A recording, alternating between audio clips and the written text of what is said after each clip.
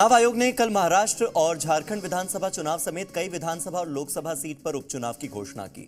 इन उपचुनाव में यूपी की 10 सीटों पर भी चुनाव की उम्मीद जताई जा रही थी, लेकिन ऐलान हुआ सिर्फ 9 सीटों पर।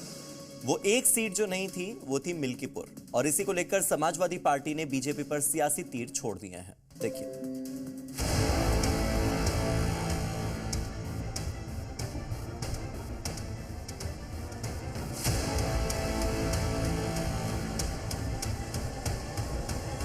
कि हम चाकर रघुवीर के पठ्यो लिखो दरबार, तुलसी अब का होई गे नर के मन सब तार। हम अयोध्या से लाए हैं उनके प्रेम का पैगाम। हम अयोध्या से लाए हैं उनके प्रेम का पैगाम। हमारा तो एक ही राजा है, वो राम है। जो करते थे किसी को लाने का दावा, वो हैं खुद किसी के सहारे के लाचार। बाकी राम के अलावा मैं किसी को राजा नहीं मानता। अयोध्या में बीजेपी के राम या अखिलेश के पीडीए का पैगाम। लोकसभा चुनाव के बाद ये वो सियासी सवाल है जो देश की सियासत में सबसे ज्यादा गूंज रहा है। इंडिया गठबंधन ने अयोध्या में हरा दिया है। अयोध्या के किले को अपने पक्ष में साधने के लिए बीजेपी और एसपी ने पूरा जोर लगा रखा है। चुनाव आयोग के ऐलान का इंतजार था, लेकिन इंतजार ही रह गया। मगर मिल्कीपुर में सियासी बैटल शुरू हो सकता है, क्योंकि जिस वजह से मिल्कीपुर में उपचुनाव टला था, बीजेपी ने उसके समाधान की तरफ कदम बढ़ा दिए हैं। इस्तीफा दे दिया तो उस याचिका को हम लोगों ने अधिवक्ताओं से बात की तो उसको शून्य मान लिया गया।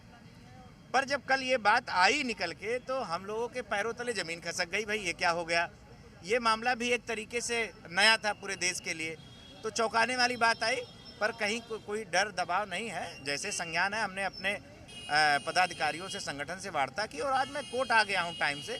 मैं आज अपनी याचिका वापस ले रहा हूं। दरअसल कल मिल्कीपुर में उपचुनाव की तारीख का ऐलान नहीं हुआ। चुनावी तारीख की तामीर पर अखिलेश ने सियासी तीर तान कर लिखा, जिसने जंग टाली है समझो उसने जंग हारी है। अखिलेश यादव के लिखे इन 9 शब्दों को समाजवादी पार्टी ने आज जुबानी धार दी। एसपी आरोप लगा रही है कि बीजेपी ने हार के डर से मिल्कीपुर की तारीख रुकवा दी। कांग्रेस भी एसपी के आरोपों की साइकिल पर जोर लगा रही है।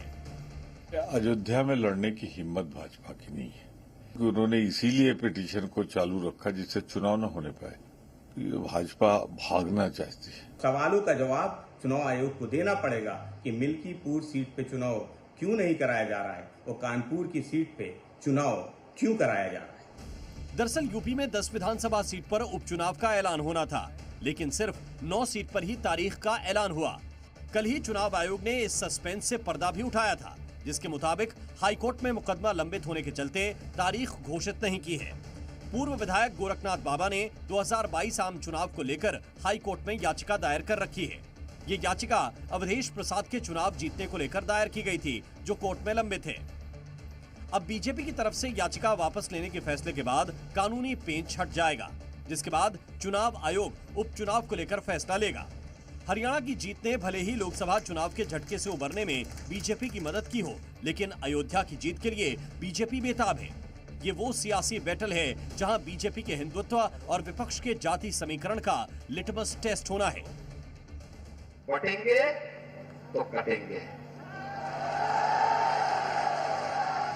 बताओ, उसमें पीडीए परिवार के लोगों के 60 से लेकर 70% लोगों का एनकाउंटर हुआ है कि नहीं हुआ है। हरियाणा की हार से परेशान कांग्रेस भी यूपी में साइकिल के पीछे चलने को तैयार हो गई है।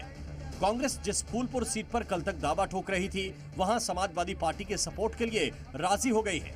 यानी यूपी में जोरदार जंग के लिए सियासी मैदान तैयार हो गया है।